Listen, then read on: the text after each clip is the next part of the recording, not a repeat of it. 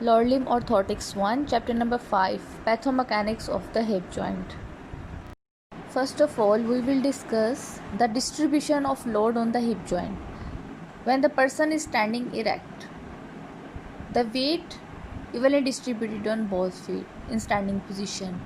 So, the load on each hip joint is approximately 1/3 of the total body weight. अगर कोई आदमी सीधा खड़ा हुआ है और वॉक नहीं कर रहा, स्टैंडिंग पोजीशन में है और इरेक्ट खड़ा हुआ है, तो उसके दोनों पाँव में इक्वली वेट डिस्ट्रीब्यूट हो रहा है उसका बॉडी का। और अगर देखा जाए तो एक हिप जॉइंट पर कितना वज़न पड़ा है, 1/3 of the total body wait. Total body wait का 1/3 जो है वो ईच हिप जॉइंट्स पर ट्रांसफ़र हो रहा है। और जब वॉक कर रहा है तो लोड जो है जो 1/3 पड़ रहा है इससे ज़्यादा पड़ेगा। स्टांस फेस में देखा जाए तो सबसे ज़्यादा, क्योंकि स्विंग फेस में तो इतना लोड उस लिम्ब पर ट्रांसफ़र नहीं हो रहा होता जो स्विंग फेस में होता है, लेकिन जब स्टांस फेस में ज़मीन के साथ कांटेक्ट में होता है तो हिप जॉइंट पर नॉर्मल से ज़्यादा वेट पड़ता है, यानी कि 1/3 of the total body wait से ज़्यादा पड़ेगा। तो ये रीज़न क्या है? एक तो हिप की जो मसल्स हैं वो एक्टिव हो जाते हैं, और the normal hip joint readily accept the combined load imposed by the body weight and the muscle action. In which kind of the pathological conditions load are excessive than the normal that can cause pain or deterioration of the load bearing structures? कौन सी ऐसी pathological conditions हैं जो कि hip joint पर normal से ज़्यादा wait transfer कर सकती हैं और पेन का बायस बन सकती हैं? दैट इज़ आर्थराइटिस, जो कि इन्फ्लामेशन ऑफ जॉइंट्स है, और लेग काफ पैरालिसिस डिजीज़, जिसमें जो है वो जो हेड ऑफ द फीमर होता है वहाँ पर ब्लड की सर्कुलेशन इतनी अच्छी नहीं पहुँचती है। तो इसको जो है वो बॉडी इटसेल्फ कैसे इस लोड को डिस्ट्रीब्यूट करती है या रिड्यूस करने की कोशिश करती है बॉडी इटसेल्फ? एक तो है वो कोई ना कोई गेट एडिशन कर लेती है, कोई ना कोई जो नॉर्मल गेट से हट के, यानी कि ट्रंक बेंडिंग कर लेगा, या इस तरह जहाँ पेन हो रही होगी वहाँ पे वेट ट्रांसफ़र नहीं करेगा तो उसकी गेट इफेक्ट हो जाएगी चलते हुए। या तो गेट एडिशन कोई ना कोई अडॉप्ट कर लेगा, केन और क्रच ले लेगा, स्टिक के सहारे जो है वो इस लोड को ट्रांसफ़र करने की कोशिश करेगा, और कोई और ऑर्थोटिक डिवाइसेस जैसे कि AFOs हैं, KAFOs हैं, इस तरह की कोई ऑर्थोटिक डिवाइस जो है वो उसको यूज़ कर सकता है, वॉकर यूज़ कर सकता है। Biomechanics, forces acting across the hip joint. पहले ही पढ़ा है कि हिप जॉइंट पर कौन सी फोर्सेस लग रही हैं, इटसेल्फ बॉडी वेट की फोर्सेस और हिप मसल्स की, जो कि मेन मसल्स होते हैं एब्डक्टर मसल, उनकी फोर्स की वजह से, और एक जो जॉइंट रिएक्शन फोर्स है। इस डायग्राम में देखें कि किस तरह जॉइंट रिएक्शन फोर्स को कैलकुलेट करना सिखाया है। Joint reaction force is equal to body weight plus abductor force. और यहाँ पे जो है एक डायग्राम में देखें, हिप एब्डक्टर मसल फोर्स जो है वो डाउनवर्ड लग रही है, फीमर जो है वो अपवर्ड फोर्स लगा रही है, और बॉडी वेट भी डाउनवर्ड फोर्स लगा रहा है। तो joint reaction force is always higher than the body weight. In normal standing, the combined weight on the lower limb constitute about 1/3 of the body weight. तो जो टोटल लोड है on each hip joint is approximately 2/3 of the body weight. तो in standing position, if weight evenly distributed on each foot, the load on each hip joint is half of that amount, that is 1/3 of the body weight. As you can see in this diagram, the person is standing on his one leg. And is trying to maintain his weight line over the base of the support, and he is bending his trunk.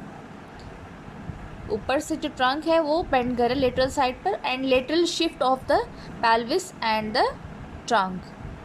अब इस diagram में देखें, जो base of support है अब ये walk start करना शुरू कर रहा है, तो ये वेट लाइन को बेस ऑफ सपोर्ट के बिल्कुल ऊपर रखना चाह रहा है ताकि उसका बैलेंस डिस्टर्ब ना हो, मीडियोलेटरल स्टेबिलिटी रहे, वो इधर उधर गिर ना जाए। जो पिछली डायग्राम थी उसमें लेटरल ट्रंक बेंडिंग इसलिए कर रहा था क्योंकि वो वन लेग स्टैंडिंग में ज़्यादा था, और स्टैंडिंग पोजीशन में वो उस जगह गिरना नहीं चाहता था जहाँ पर जो है वो जो स्टांस फेस में लिम्ब है, इसकी वजह से वो ट्रंक बेंड कर रहा था। इफ फिगर 3 में देखें, the amount of the total load on the supporting limb is 5/6 of the body weight by deducting supporting limb weight from the total body weight. अब ये जो सुपर इनकम्बेंट लोड है उन्होंने किस तरह निकाला है, 5/6 ऑफ द बॉडी वेट है, किस तरह किया, जो सपोर्टिंग लिम्ब वेट है उसको टोटल बॉडी वेट से माइनस कर दिया। तो हमारे पास सुपर इनकम्बेंट लोड आ गया सपोर्टिंग लिम्ब पर, यानी कि जिस लिम्ब पर सपोर्ट जिस लिम्ब पर सपोर्ट है पूरी बॉडी का, अगर उसका काउंट करना है तो ये इसका फॉर्मूला है। The weight line passes through the hip joint, so pelvis does not tend to drop on the unsupported side. ऐसा ही है, ये आप वेट लाइन देख सकते हैं कहाँ से ट्रांसफ़र कर रही है, इसलिए दूसरी साइड पर ऑपोजिट साइड जो कि अनसपोर्टेड साइड है वहाँ पर बॉडी फॉल नहीं कर रही है। And the abductor mechanism of the hip is inactive and make no significant contribution on the load applied to the supporting limb. अब इस डायग्राम में देखिए क्या फ़र्क नज़र आ रहा है। The super incumbent supported load is also 5/6 of the body weight, same as in previous figure. However, weight line doesn't fall through the hip joint. वहाँ पर hip joint से fall कर रही थी, यहाँ पे weight line hip joint से fall नहीं कर रही है। A moment if force is generated that tend to cause the hip to drop on the unsupported side. तो मोमेंट ऑफ फोर्स कैलकुलेट करने के लिए जो फॉर्मूला है हमारे पास वो है सपोर्टेड वेट, जो वेट सपोर्ट किया हुआ है, और डिस्टेंस काउंट करना, perpendicular distance from the hip joint to the line of action of weight कहाँ पर आ रहा है। तो सपोर्टेड वेट को जब हम मल्टीप्लाई करेंगे डिस्टेंस से तो हमारे पास मोमेंट ऑफ फोर्स आ जाएगी। हमने फिगर 4 में देखा एज़ कम्पेयर, अगर हम इसको कंपेयर करें फिगर 3 से, तो अगर अब हम फिगर 4 को देखते हैं तो वहाँ पर अनसपोर्टेड साइड पर गिरने के ज़्यादा चांसेस थे, क्योंकि वेट लाइन हिप जॉइंट पर सपोर्ट नहीं कर रहा था और अनसपोर्टेड साइड पर गिरने के चांसेस थे। तो how can we prevent this to fall on the unsupported side. हम ऐसा क्या करें कि अनसपोर्टेड साइड पर लिम्ब ना गिरे, उस साइड पर ना फॉल करे। तो फिगर 5 में है जो एब्डक्टर मैकेनिज़्म है उसको कोई ना कोई फोर्स डेवलप करनी पड़ेगी इटसेल्फ, जो मसल हैं हिप के उन्हें एक्टिव होना पड़ेगा ताकि वो इक्विलिब्रियम इस्टेब्लिश करें। और the magnitude of the force related to the super incumbent weight and distance is indicated by F into D F is equal to W into D F, और F हमारे पास यहाँ पे मैग्नीट्यूड ऑफ फोर्स निकल आएगा। Magnitude of force जो है वो यहाँ पर जो डिनोट किया F जो है force generated by the abductor mechanism है, जो एब्डक्टर मसल्स जो हैं वो फोर्स जनरेट करेंगे, उसको हमने ऐसे डिनोट किया, यही हमने कैलकुलेट करना है। और DF क्या है, परपेंडिकुलर डिस्टेंस है हिप जॉइंट का to the line of action of abductor के लिहाज से, और जो DW है वो परपेंडिकुलर डिस्टेंस है हिप जॉइंट का to the line of action of weight के लिहाज से। तो जो रेशो है DW और DF की वो 5:4 आई हमारे पास। तो अब हमारे पास कैलकुलेट करने के लिए सारी चीज़ें मौजूद हैं। So magnitude of the force that must be generated by the abductor muscles to establish this equilibrium will be approximately 25% greater than the weight supported by the hip joint, so that the body don't fall on the unspotted side. Now in figure 6 you can see this capital L. अभी capital L क्या है, total load को denote किया है on the hip joint will be the resultant of the force due to the weight and the हमने पीछे ही पढ़ा है कि जो रिजल्टेंट ऑफ फोर्स है, टोटल फोर्स कितनी लगती है एब्डक्टर मसल्स की वजह से और बॉडी का अपना वेट, ये दोनों फैक्टर्स हैं। और इसको अगर हम कैलकुलेट करें तो magnitude of the L is approximately 90% of the value of the sum of weight and force, दोनों को कैलकुलेट करेंगे तो हमारे पास 90% वैल्यू आ जाएगी जितना भी होगा। तो इसको कैलकुलेट करने के लिए हमारे पास फार्मूला है F is equal to DW over DF into 5/6 of the total body weight था, पीछे हमने डिस्क्राइब किया था। तो यहाँ पे 5/6 of the total body wait, यहाँ पे टोटल बॉडी वेट हमें फॉर एग्जांपल दिया हुआ है 150 है, और DW DF की रेशो हमने लास्ट फिगर में देखी है 5:4 थी, इसको 5/6 और टोटल बॉडी वेट से मल्टीप्लाई कर दिया तो हमारे पास 156 LBS आ गया। हमारे पास टोटल लोड कैलकुलेट हो सकता है। टोटल लोड का फॉर्मूला हमारे पास क्या है, 90% of the sum of the value of the weight and force. तो यहाँ पे हमने वैल्यू पुट की, जो वेट था हमारे पास टोटल W की जो वैल्यू आई हमारे पास इंडिविजुअल वो 125, और फोर्स जो है हमारे पास 156 थी, इसको 90% किया तो 253 LBS टोटल लोड हमारे पास ऑन द हिप जॉइंट मिल गया। Walking, other muscle actions that generate moments of force around the hip joint have a similar effect in contributing the load applied to the acetabulum and the head of the femur. Total load on the hip joint will reach the level of about 2.5 times body weight. जब वो हमने पहले भी पढ़ा था first presentation की slide में कि जो नॉर्मल स्टैंडिंग पोजीशन में जो है वो 1/3 ऑफ द बॉडी वेट अगर बढ़ रहा है, लेकिन वॉकिंग में ज़्यादा वेट पड़ता है, नॉर्मल से ज़्यादा वेट पड़ेगा क्योंकि मसल एक्शंस में आ जाएंगे, एब्डक्टर मसल्स एक्शन में आ जाएंगे। अदर मसल्स एक्शंस में आ जाएंगे। इसलिए लोड जो है हिप जॉइंट पर कितना ज़्यादा हो जाएगा, 2.1/2 टाइम्स टोटल बॉडी वेट से ज़्यादा पड़ रहा होगा। जितना उसका नॉर्मल पड़ना चाहिए उससे ज़्यादा पड़ रहा होता है। Here is the comparison of figure 3 and figure 4 जो हमने लास्ट में पढ़ी थी, जिसमें एक तो अनसपोर्टेड साइड पर फॉल कर रही थी और एक नहीं कर रही थी। तो फिगर 3 में जो था उसने लेटरल ट्रंक बेंडिंग की थी अफेक्टेड साइड पर, reduces the magnitude of the force applied to the hip, और during stance phase load on hip joint is about 5/6 of the total body weight, यही पढ़ा था। और फिगर 4 में हमने देखा था कि स्टांस फेज में load on the hip joint is approximately 2.1/2 time greater than the body wait, क्योंकि उसको कंपनसेट करना पड़ा और वर्किंग कंडीशन में है। To the extent that the weight line approaches the centre of the hip, the component of the force to the abductor mechanism is diminished with the corresponding reduction in the force applied to the sternum and head and the neck of the femur। कि जितनी wait line hip joint के करीब होगी, hip joint के पास होगी, उतनी stability ज़्यादा होगी। जितना दूर जाएगी वेट लाइन हिप जॉइंट से, उतनी ज़्यादा अनस्टेबिलिटी, उतनी ज़्यादा फॉलिंग के चांसेस होंगे। And crutches when use on the same side as affected, जो सी साइड अफेक्टेड है, वीक है, जहाँ पर मसल्स हिप के, वहाँ पर अगर हम केन या क्रच यूज़ करते हैं तो it will reduce the downward forces due to the gravity, लेकिन इतना रोल प्ले नहीं करेगी जो कि एब्डक्टर मैकेनिज्म से फोर्स जनरेट हो रही है उसके लिए, अगर हम अफेक्टेड साइड पर यूज़ करेंगे तो। लेकिन अगर हम उस साइड पर यूज़ करें जो कि अनअफेक्टेड साइड है, तो it will not only support the primary load but also reduces the force that must be generated by the hip muscles to stabilize the pelvis। तो इसीलिए हमें केन्स और क्रचेस जो हैं वो अनअफेक्टेड साइड पर यूज़ करने चाहिए, ठीक है। अफेक्टेड साइड पर यूज़ नहीं करने चाहिए, अनअफेक्टेड साइड पर उसको पकड़नी चाहिए, उधर ज़्यादा सपोर्ट की ज़रूरत होती है। नाउ इन फिगर 7 देखिए, the force generated by the abductor mechanism reduces by approximately 5 × ClPS, और जो लीवर आर्म यहाँ पर बन रहा है उसको DC से डिनोट किया है, और to the cane is approximately 5 times the length of the lever arm for the abductor DA। जो एब्डक्टर मैकेनिज्म की जो है उसको DA से डिनोट किया है, और जो DC है वो केन, क्योंकि वहाँ पर उसने वो केन के लिहाज से उसका डिस्टेंस देखा है। तो 10 cane used on the opposite side works as to, अब रीज़न बताइए कि जो लास्ट में हमने पढ़ा कि अनसपोर्टेड जो अनअफेक्टेड साइड होती है वहाँ पर हमें केन और क्रचेज यूज़ करने चाहिए। क्यों करने चाहिए? Because it can reduce the component of the force due to the muscle action.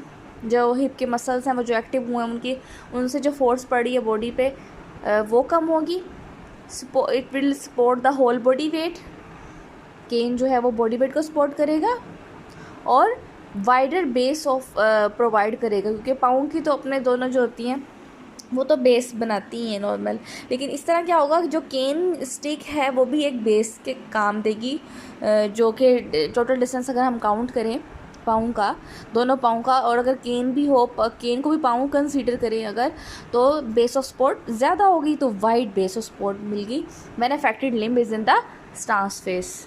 Orthotic devices का पर्पस क्या है? To reduce the force components, ताकि हिप जॉइंट पर ज़्यादा फोर्स ना पड़े, लिम्ब पर, लोअर लिम्ब पर ज़्यादा फोर्स ना पड़े, टोटल लोड को कम करने के लिए यही हमारा पर्पस है। तो रिड्यूस द फोर्स कंपोनेंट्स। अब फोर्स कंपोनेंट्स क्या हैं? जो कि डायरेक्ट डाउनवर्ड फोर्स है सपोर्ट वेट की, और force due to the muscle action, ये हमें पहले ही पढ़ा टोटल बॉडी वेट का, और मसल एक्शन की वजह से जो फोर्सेस लग रही हैं, जो हिप जॉइंट पर फोर्सेस लग रही हैं वॉकिंग के दौरान, क्योंकि वॉकिंग के दौरान 2.1/2 टाइम्स ज़्यादा लोड पड़ता है, इसलिए उसको रिड्यूस करने के लिए हम ऑर्थोटिक डिवाइसेस यूज़ करते हैं। Here in figure 8 this is an orthosis, और यहाँ पे ऑर्थोसिस में देखें कि ये transmit load from the pelvis to the floor. अब देखिए पाँव पे भी नहीं, फ्लोर पे डायरेक्ट लोड ट्रांसफ़र हो रहा है, और इसमें जो ऊपर है वो क्वाड्रिलेटरल ब्रीम बनाया है, इशियल विंग बनाया हुआ है जो पेल्विस को सपोर्ट करेगा। और वर्किंग प्रिंसिपल इसका क्या है? ये कैसे फ्लोर की तरफ टोटल लोड लेके आ रहा है? अपराइट्स के थ्रू। अपराइट्स क्या है? जो साइड पे ये जो स्टेनलेस स्टील के जिस मटेरियल के भी बनाए हुए साइड पे जो ये बार है, डंडे हैं समझ लें, इसको क्या कहा है इन्होंने? अपराइट्स कहा है। और पैटर्न बॉटम क्या है? पैटर्न बॉटम आप देख सकते हैं शू के नीचे जो नज़र आ रहा है आपको, इसको पैटर्न बॉटम कहते हैं। जैसे घोड़े के पाँव में नीचे नहीं लगा होता इस तरह से वो वुडन का, इस तरह पैटर्न बॉटम यानी कि सारा लोड ताकि उस पर आए, उसके पाँव पर ना, इसी तरह ये पैटर्न बॉटम है, लेकिन इसमें अपराइट लगाए जो पैटर्न बॉटम डायरेक्ट इसमें जो है वो फुट पर उसका वेट नहीं आ रहा, पैटर्न बॉटम के थ्रू अपराइट्स और पैटर्न बॉटम के ज़रिए फ्लोर पर ही जा रहा है और लिम्ब को जो है वो रिलीफ मिल रहा है। लेकिन इस डिज़ाइन से ना एब्डक्टर मैकेनिज़्म की जो फोर्सेस है वो रिड्यूस नहीं हो रही हैं, क्योंकि वो तो अपना काम करेंगी।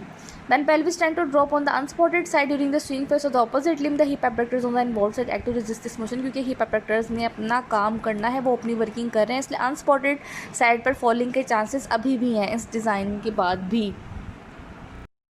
यहाँ पे एक पिक्चर है, ये स्टांस साइड दिखाई है और स्विंग साइड दिखाई है, और यहाँ पर abductors must work to keep the pelvis level और लेगलेस स्ट्रेन रहे, ठीक है। और तो जो टेंशन है, जो एब्डक्टर मैकेनिज्म, जो एब्डक्टर मसल्स की वजह से टेंशन प्रोड्यूस हो रही है, it will tend to move the limb on the orthosis laterally, but the moment is restrained by the lateral upright to the orthosis. अभी जो पीछे डायग्राम थी वही वाली जो ऑर्थोसिस है वो इसको पहनाएगी और अब बताया कि कैसे इसको वर्किंग में लाएगा। तो accordingly the abductor mechanism is provided with a reaction point and it performs its usual function in stabilising the pelvis. Abductor mechanism ने अपना काम करते रहना है और जब तक वियरर बैंड नहीं होगा अफेक्टेड साइड पर, to the extent that the hip abductor come into the play to stabilise the pelvis, a significant force is applied to the hip joint even so the orthosis transmit body weight through the apparatus. वो कह रहे हैं orthosis अगर पहने भी है फिर भी बॉडी को सपोर्ट करने के लिए, पेल्विस को सपोर्ट करने के लिए बहुत ध्यान देना पड़ेगा, क्योंकि जैसे ही उसको सिग्नल मिलेगा हिप एब्डक्टर्स को कि अब तुमने अपनी वर्किंग शुरू करनी है, तो फिर उसको ध्यान नहीं रहेगा एब्डक्टर मसल्स को क्या कि मेरी वजह से और चीज़ों पर क्या इफेक्ट हो सकता है, गिरने के चांसेस तो नहीं होंगे। तो हिप एब्डक्टर्स से अपनी वर्किंग करनी है, हमें इस तरह उसको एडजस्ट करना है, इस तरह उसमें ऐसे कंपोनेंट्स ऐड करने चाहिए जिसकी वजह से पेल्विस भी स्टेबलाइज रहे। जो एब्डक्टर मैकेनिज्म की वजह से फोर्सेस, ओवर फोर्सेस डेवलप हो रही हैं, उनको रिड्यूस करने की भी कोशिश करें। यहाँ पर लेग पैरालिसिस डिजीज़ के लिए ऑर्थोसिस बनाई है। लेग पैरालिसिस डिजीज़ पहले भी बताया था, जिसमें जो है वेस्कुलर कंडीशन अच्छी नहीं होती है। It is a childhood condition that occurs when the blood supply to the ball part, जो कि फीमोरल हेड कहते हैं जिसको, हिप जॉइंट का, वो टेम्परली इंटरप्ट हो जाता है और उसमें जो है वो क्योंकि उसको ब्लड सप्लाई अच्छी नहीं मिल रही होती है, तो इसलिए बोन के चांसेस है कि वो डाई हो जाए, उसके मिनरल्स ख़त्म होना शुरू हो जाते हैं और वीक हो जाना शुरू हो जाती है। और जब हड्डियाँ वीक हो जाएंगी तो फिर टूटने के भी चांसेस, फ्रैक्चर के भी चांसेस होते हैं।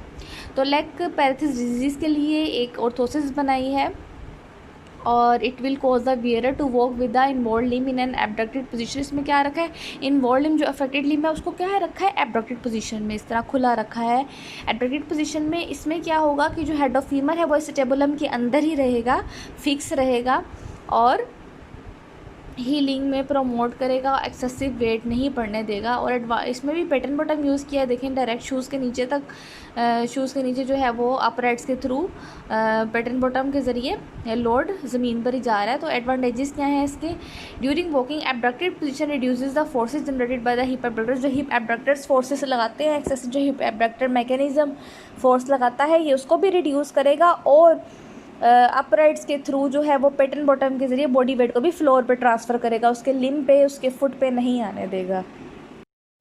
Magnitude of the abductor muscle force that must be generated to stabilise the pelvis is influenced by the length of the lever arm on which the force acting. तो यहाँ पे अब कोक्सा वेल्गा की condition को डिस्क्राइब करेंगे। कोक्सा word hip joint के लिए use होता है, जैसे नी जॉइंट के लिए जीनू वर्ड यूज़ होता है, इसी तरह हिप जॉइंट के लिए कोक्सा वर्ड यूज़ होता है। Coxa valga is basically the deformity of the hip, जहाँ पर हेड और नेक होती है फीमर की, उसका अगर शेफ्ट से हम एंगल देखें तो वो ज़्यादा होता है और 135 डिग्री से ज़्यादा होता है। नॉर्मल 125 टू 135 होता है, अगर 135 से ज़्यादा हो तो उसको कोक्सा वेल्गा की कंडीशन में शुमार कर देते हैं। और ये क्यों कॉज होता है, ये जो है एपिफिसिस जो फीमोरल हेड के उसके स्लिप होने की वजह से ये कॉज होता है, वेल्गस में चला जाता है। और कोक्सा वेल्गा की कंडीशन में लीवर आर्म की जो लेंथ है वो रिड्यूस हो जाती है। Control of the pelvis require the abductor mechanism exert relatively greater force on that patient and bend to the affected side to reduce the moment of force that must be matched by the abductor mechanism. In coxa valga condition, there is relatively greater component of the axial loading and smaller bending moment.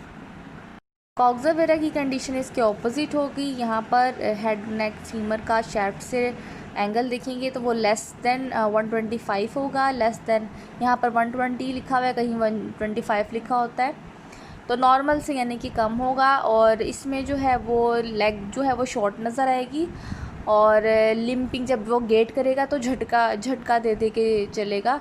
इसको limping condition कहते हैं, limping gate कहते हैं। और ये किसी injury या fracture के बाद ही ऐसी कंडीशन नज़र आती है कॉक्सा वेरा की कंडीशन, अगर एक्सरेज में देखें। और यहाँ पर लीवर आर्म का जो एब्डक्टर मैकेनिज़्म की वजह से लीवर आर्म की लेंथ बनती है वो ज़्यादा होती है एज़ कम्पेयर टू कॉक्सा वेल्गा। और कॉक्सा वेरा में जो है वो अपोजिट है, यानी कि इसमें एक्सियल लोडिंग जो है वो स्मॉल होगा और बेंडिंग मोमेंट ज़्यादा होगी। Now we will discuss the muscular insufficiency. कौन से मसल्स इम्पोर्टेंट हैं, हिप मसल्स, कौन से हिप मसल्स इम्पोर्टेंट है ड्यूरिंग वॉकिंग और स्टैंडिंग, और अगर ये वीक हो जाएं तो क्या इफ़ेक्ट होगा। यहाँ पर हमने हिप एक्सटेंसर्स सबसे पहले पढ़ने हैं। हिप एक्सटेंसर्स स्टैंडिंग पोजीशन में देखते हैं क्या इफ़ेक्ट करता है। अगर नॉर्मल इंसान खड़ा है, कोई उसको अगर यानी कि वॉकिंग कंडीशन में नहीं है, सीधा खड़ा हुआ इरेक्ट पोजीशन में, और वेट जो है वो मैंने डिस्ट्रीब्यूट करा है अपने दोनों पाँव पर, the weight line usually falls through और slightly behind the hip joint. Normal condition में, स्टैंडिंग पोजीशन में, नॉर्मल स्टैंडिंग पोजीशन में वेट लाइन कहाँ से फॉल करती है, हिप जॉइंट से थोड़ा सा पीछे होती है। तो हिप एक्सटेंसर्स फोर्स जो है ना, हिप एक्सटेंसर्स की इतनी वर्किंग नहीं हो रही होती स्टैंडिंग पोजीशन में। और अगर वीक भी अगर हो जाते हैं थोड़े बहुत, तो स्टैंडिंग बैलेंस डिस्टर्ब नहीं होगा तब तक जब तक वो एक पाँव पर ज़्यादा वज़न न डाले। अगर दोनों पाँव में वज़न डाल रहे हैं बराबर, तो हिप एक्सटेंसर्स की इतनी एक्टिविटी मायने नहीं रखती है, इतनी ज़रूरी नहीं होती है। The weakness of the hip extensors may cause the patient to resort to the slide backward lurch of the trunk. बस क्या आ सकता है कि जब वो एक जगह ट्रांसफ़र कर लेगा वेट, तो लर्ज डिवेलप हो सकता है बैकवर्ड, उसको सडन स्टेप लेना पड़े, लेकिन स्टैंडिंग बैलेंस मेंटेन ही रहता है, ज़्यादातर गिरने के चांसेस नहीं होते। हाँ, मगर वॉकिंग में हिप एक्सटेंसर्स की बहुत ज़रूरत होती है, इनका एक्टिव होना बहुत ज़रूरी होता है। इनकी वीकनेस से बहुत ज़्यादा फ़र्क पड़ता है। और early part of the stance face, जो कि हील स्ट्राइक से मिड स्टांस तक का फेस है, या मिड स्टांस से पहले तक है, हिप एक्सटेंसर्स की एक्टिविटी सबसे ज़्यादा काउंट होती है, क्योंकि इसने हिप फ्लेक्शन का रेट और अमाउंट रोकना होता है, कंट्रोल करना होता है। अगर हिप एक्सटेंसर ज़्यादा वीक नहीं है, बस थोड़े से वीक हैं, तो normally during heel strike hip joint tend to flex due to the forward motion of the body and flow reaction, but in the case of weakness of the hip extensors that they can not control this action. Normally जो है वो hip flexion को control कर रहा होता है hip extensors, और अगर ये वीक हैं तो बैकवर्ड लर्जिंग ऑफ द ट्रंक जो है वो नज़र आ सकती है। और बैकवर्ड लर्ज से क्या होगा, सडनली वेट लाइन क्लोज़र करने के लिए ये करेगा, ताकि हमने देखा है कि वेट लाइन जितनी हिप जॉइंट के करीब होगी उतनी स्टेबिलिटी ज़्यादा होगी। तो वो बैकवर्ड लर्जिंग ट्रंक की इसलिए कर रहा था कि वेट लाइन जो है वो हिप जॉइंट के करीब आ जाए, और थोड़ी सी जहाँ नॉर्मली जो हिप जॉइंट से थोड़ी सी पीछे होती है ना वेट लाइन, वहाँ पर आ जाए, और हिप जॉइंट ज़्यादा ओवर फ्लेक्स ना कर जाए, और इसकी जो मस्कुलर डेफिशिएंसी है उसको पूरा करने की कोशिश करती है लर्जिंग के थ्रू। ये स्लाइड वीकनेस की बात होगी, ज़्यादा वीक नहीं है। लेकिन अगर हिप फ्लेक्सर्स बहुत ज़्यादा वीक हैं तो हिप एक्सटेंसर्स अगर बहुत ज़्यादा वीक हैं तो फ्लेक्सर्स तो उसके एक्टिव होंगे ना, तो फ्लेक्सर अपनी तरफ बहुत ज़्यादा लेकर जा सकते हैं, ओवर फ्लेक्शन करवा सकते हैं, तो वहाँ पर फ्लेक्शन कंट्रैक्चर बनने के चांसेस होते हैं। तो हमें कोई ना कोई लॉक चाहिए जो कि उसको एक जगह लॉक कर दे, ओवर फ्लेक्शन ना होने दे। ऑर्थोसिस देंगे जिसमें हिप लॉक लगा होगा, ताकि हिप जॉइंट की मोशन को जितना हो सके कंट्रोल कर सकें। हिप एक्सटेंसर्स मसल कौन कौन से हैं, दैट इज़ ग्लूटियस मैक्सिमस और हैमस्ट्रिंग्स। हैमस्ट्रिंग्स में आ जाते हैं semi membranosus, semi tendinosus and biceps femoris muscle. बात हो गई हिप एक्सटेंसर्स की, अब हमने पढ़ना है हिप एबडक्टर्स के बारे में। हिप एबडक्टर्स में कौन से मसल आ जाते हैं, ग्लूटियस मीडियस, ग्लूटियस मिनिमस और टेंसर फेशियल लेटा आ जाते हैं। और they not only move the leg away from the body, they also help abduction, सिर्फ एबडक्शन नहीं कराते बल्कि रोटेशन भी कराते हैं हिप जॉइंट पर। और ये बहुत ज़रूरी है इनका स्टेबल होना, वॉकिंग और स्टैंडिंग दोनों में। सबसे पहले स्टैंडिंग पोजीशन में हिप एब्डक्टर्स की क्या एक्टिविटी है। जो हिप एब्डक्टर्स अगर वीक हो जाते हैं, स्टैंडिंग बैलेंस जिस तरह हिप एक्सटेंसर्स के वीक होने से ज़्यादा इफेक्ट नहीं पड़ता था स्टैंडिंग बैलेंस में, इसी तरह हिप एब्डक्टर्स का भी ज़्यादा इफेक्ट नहीं पड़ेगा। अगर वीक हो भी जाएंगे तो स्टैंडिंग बैलेंस डिस्टर्ब नहीं होगा। लेकिन अगर वॉकिंग में इसका बहुत ज़्यादा इफ़ेक्ट होगा और जो है वो लेटरल ट्रंक बेंडिंग हमें नज़र आ सकती है उसकी गेट में, क्योंकि वो पेल्विस और वेट लाइन को मेंटेन कर रहा होता है हिप जॉइंट के पीछे पीछे रहे। तो this gait deviation reduces the moment of force tending to cause the pelvis to drop on the contralateral side. Opposite side पर जो है कंट्रालेटरल साइड जो है वहाँ पर ट्रंक बेंडिंग करवा सकता है और इसको कंट्रालेटरल साइड वो कंपनसेटरी मूवमेंट करेगा ताकि वो जो है एब्डक्टर्स की वीकनेस उसको कंपनसेट कर सके।